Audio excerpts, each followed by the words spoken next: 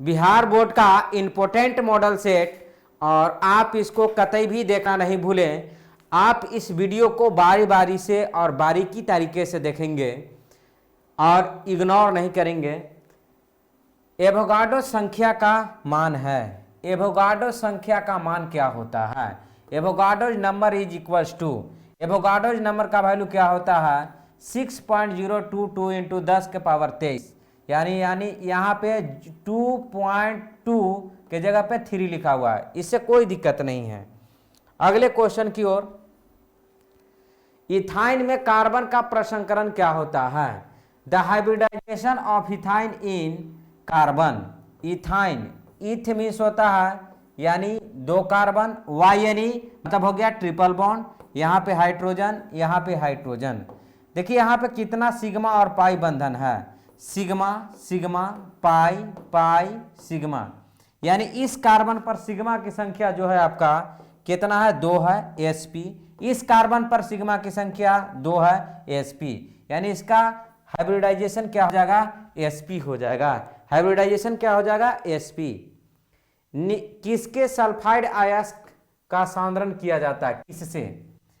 तो concentration of sulphide और done by froth flotation process, फेन उत्प्लावन विधि, फेन उत्प्लावन विधि, फेन उत्प्लावन विधि। 20% NaOH/W घोल दिया गया है। इस घोल की मोललता क्या होगा? 20% NaOH/W solution given it's molality will be, molality will be, molality आपसे पूछा है, तो मोलालिटी पूछा है तो क्या करना होगा? आप देख सकते हैं यहाँ पे दिया हुआ है 20% वेट बाय वेट आपका NaOH दिया हुआ है, 20% weight by weight NaOH W/W। इसका मतलब क्या है? आपका जो सॉल्यूट है, सॉल्यूट डैट मीन्स आपका विलय, विलय जो दिया गया है 20 ग्राम, और आपका विलायक जो है, विलायक यानी 100 में 20 ग्राम तो ये है, तो विलायक कितना हो जाएगा? 80 ग्राम। आपसे पूछा क्या है? मोलालिटी, मोलालिटी यानी मोललता, मोललता, मोललता का फॉर्मूला क्या होता है? ग्राम बटा अनुभार और विलायक का भार, विलायक का भार केजी में, तो m बराबर ग्राम कितना है? 20, अनुभार यूरिया का NaOH का निकलेगा, सॉरी, तो आपका 40 आ जाएगा, और 80, और इसको केजी में बदल देंगे, तो यहाँ पे आपका 2 0 से 2 0 कैंसिल आउट हो गया, यहाँ पे 5 हो गया, यहाँ पे क्या हो जाएगा? 10 बचा हुआ है, तो 5 × 10 डिवाइडेड बाई 8 यानी 50/8 यानी 6.25 is the right answer. 6.25, 6.25। Propyne में सिग्मा बंधनों की संख्या क्या है? Number of sigma bond, number of sigma bond in propyne. Propyne में आपका सिग्मा बॉन्ड कितना होता है? प्रोपाइन, देखिए प्रोपाइन में इस होता है कि 3 कार्बन और एक आपका ट्रिपल बॉन्ड होगा। हाइड्रोजन यहाँ पे हम लोग लिख दिए, यहाँ पे हाइड्रोजन, यहाँ पे 3 हाइड्रोजन टोटल होगा। कितना हाइड्रोजन होगा? 3 हाइड्रोजन होगा। सिंगल बॉन्ड को सिग्मा बोला जाता है, सिंगल बॉन्ड को सिग्मा, डबल बॉन्ड को सिग्मा पाई, ट्रिपल बॉन्ड को सिग्मा, और ऊपर नीचे क्या होता है? पाई होता है। तो 1 सिग्मा, 2 सिग्मा, 3 4 5, ये ऊपर नीचे क्या होता है? Pi sigma. सिग्मा बंधन की संख्या कितना हो गया आपका? 1 2 3 4 5 6, यानी आपका सिग्मा बंधन की संख्या प्रोपाइन में क्या हो जाएगा? 6 होगा। लोहा का अयस्क है, लोहा का क्या अयस्क है? Which one is the ore of iron. Iron का क्या आपका ओर है? हेमाटाइड। क्या है आपका? हेमाटाइड। यहां पे देखिए F 96,500 coulomb electricity passes through FeSO4। देखिए अगर इस तरह से क्वेश्चन रहता है तो Fe पर +2 चार्ज, सल्फेट पर -2 चार्ज, तो इसका तुल्यांकी भार निकालिए, इक्विवेलेंट वेट। क्या निकालना है? इक्विवेलेंट वेट यानी तुल्यांकी भार।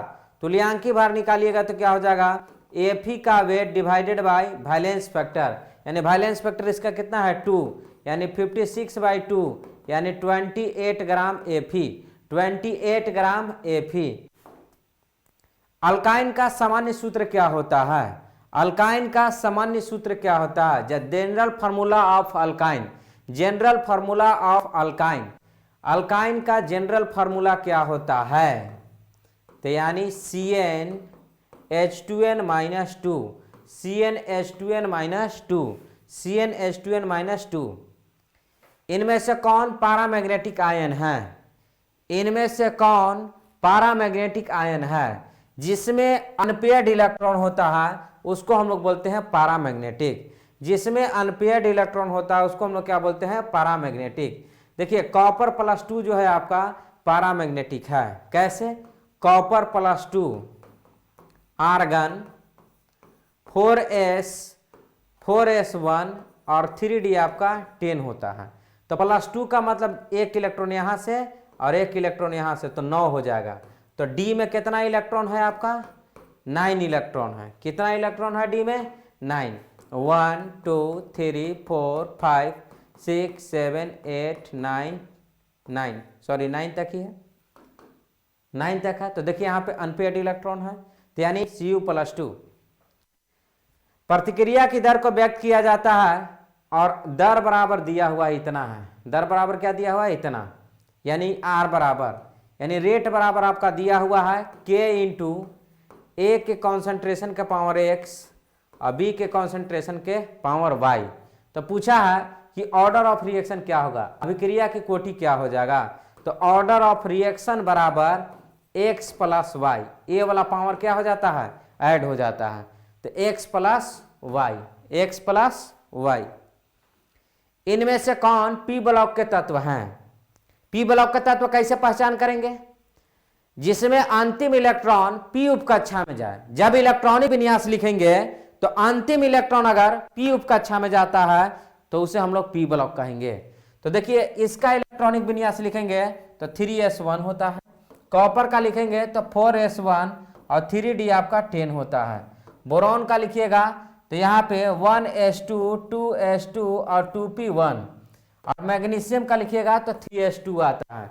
अंतिम इलेक्ट्रॉन देखिए तो P में इसी में न जा रहा है, तो यानी ये आपका P ब्लॉक का हो जाएगा। बोरॉन क्या हो जाएगा? P ब्लॉक का तत्व। डाइइथाइल ईथर का समव्ययी है, the isomer of diethyl ether. Diethyl ether का आइसोमर कौन है?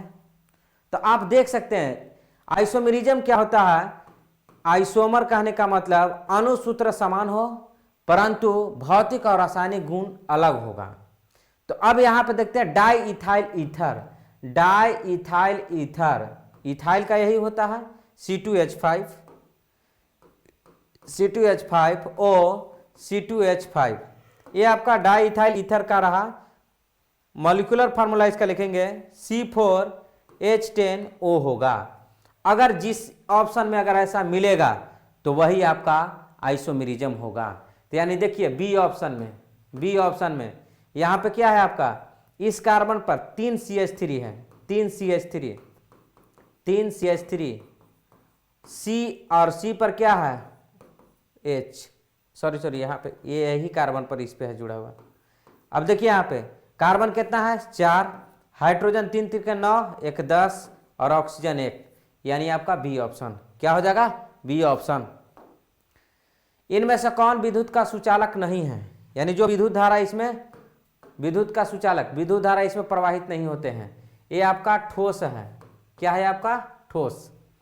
तो यानी देखिए फ्यूज NaCl, NaCl अगर गलित अवस्था में है यानी फ्यूज किया हुआ है तो उसमें विद्युत धारा जाएगा, इलेक्ट्रिसिटी जाएगा। लेकिन सॉलिड में रहेगा नमक तो उसमें इलेक्ट्रिसिटी नहीं जाएगा, बिल्कुल नहीं जाएगा। क्यों नहीं जाएगा? क्योंकि सॉलिड है, इसमें फ्री इलेक्ट्रॉन नहीं होगा, बाकी सब है। प्रथम संक्रमण तत्व है, प्रथम संक्रमण तत्व यानी डी ब्लॉक का पहला तत्व कौन है? तो स्कैंडियम। क्या है आपका? Scandium, scandium.